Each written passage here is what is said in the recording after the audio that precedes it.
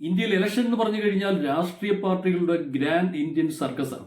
രാഹുൽ ഗാന്ധി ഇപ്പോൾ ഉന്നയിച്ചിരിക്കുന്ന ഈ ഇലക്ഷൻ വിഷയങ്ങൾക്ക് നിയമസാധുത ഉണ്ടോ എന്നറിയണമെങ്കിൽ വളരെ ശ്രദ്ധിച്ച് ഷെയർ ചെയ്ത് കാണണം.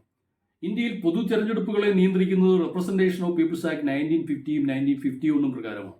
ഇതിൽ 1950 ആക്ട് സെക്ഷൻ 22 പ്രകാരം ഫൈനൽ വോട്ടേഴ്സ് ലിസ്റ്റ് വന്നതിന് ശേഷം ലിസ്റ്റിൽ ക്രമക്കേടുകൾ ഉണ്ടെങ്കിൽ നിങ്ങൾക്ക് ഇലക്ഷൻ കമ്മീഷന് പരാതി നൽകി അത് പരിഹരിക്കാവുന്നതാണ്.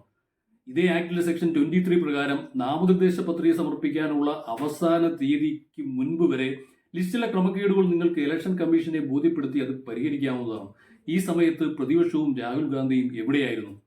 നാമനിർദ്ദേശ പത്രിക സമർപ്പിക്കാനുള്ള അവസാന തീയതി മുതൽ ഇലക്ഷൻ പ്രക്രിയ ആരംഭിച്ചു കഴിഞ്ഞാൽ ആക്ട് പ്രകാരം വോട്ടേഴ്സ് ലിസ്റ്റ് തിരുത്താനും കഴിയില്ല. ഇത് പ്രതിപക്ഷത്തിനും രാഹുൽ ഗാന്ധിക്കും അറിയാത്തതുമല്ല.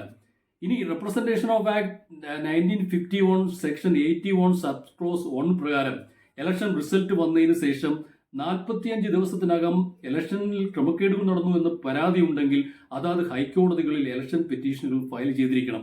ഈ സമയത്ത് പ്രതിപക്ഷവും രാഹുൽ ഗാന്ധിയും ഉറക്കത്തിലായിരുന്നു.